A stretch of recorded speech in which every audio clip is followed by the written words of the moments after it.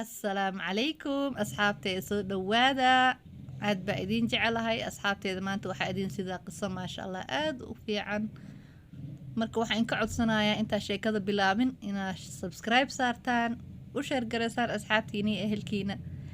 inta hore ila joogta aad baan kugu mahad celinayaa inta cusub hadda aragtana subscribe saara asxaabtiina la wadaaga soo dhawaada mar walbaba qisadana sidan ay ku bilaabanaysaa haweeney ayaa uga soo baxday gurigeeda in ay rasuulka ilaahay salawaatullaahi calayhi wasalaam uga soo dacwooto ninkeeda oo martidiisu aad u badnayd taas oo mar walba marti keeni jira gurigiisa ninkaas oo mar walba in ay dhibsan jirto xaaskiisa wanaajinta iyo cunto u karinta martidaas laakiin rasuulku salawaatullaahi calayhi wasalaam uma jawaabin dacwadii haweeneydaas u dacwootay shib buu ka yiri muddo kadib ayaa rasuulka salawaatullaahi calayhi wasalaam ninkeedii u yimid kana codsaday in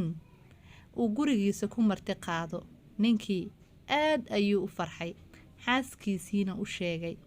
iyaduna aad ayay ugu faraxday haweeneydii oo waxay diyaarisay wax walbo ay islahayd rasuulku salawaatullaahi calayhi wasalaam wuu jecel yahay rasuulkii alle ayaa gurigii yimid oo ninkii guriga lahaa ku yiri xaaskaada ha igu sugto ama ha eegto albaabka aan ka soo baxayo marka aan baxayo sidii ayay yeeshay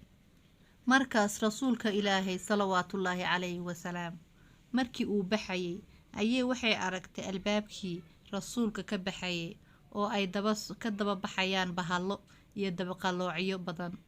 naagtii waa ay yaabtay wayna qaylisay guriga martidu ku badan tahay waa guri uu ilaahay jecel yahay rasuulka alla salawaatullaahi calayhi wasalaam wuxuu yiri haddii ilaahay khayr kula rabo hadiyad ayuu kuu soo diraa waxaa la weydiiyey maxay tahay hadiyadda wuxuu yiri marti risiqeeda la soo degaysa waxayna fogeynaysaa dunuubta dadka gurigaas ku nool rasuulka alla salawaatullaahi calayhi wasalaam wuxuu yiri ninkii rumeeya alle iyo maalinta qiyaamaha ha wanaajiya martidiisa martida kuu imaanaysa risiqeeda allay soo siiya risiqeeday wadataa gurigaasna dunuubtiisay dhaqaysaa murtida ku jirta iyo micnaha meesha waa sheekada waa intaas asxaabteeda inaad si fiican u fahanteena filayaa qisooyin badan oo aad u cajiib ahna waa idiin soo wadaa share garee please asxaabtiina la wadaaga subscribe saara videoga dhammaysta khayra idiin dhaafay mac salaama khayra isku ognaa kuwii jannada ku kulma ilaahay naga dhigo insha allah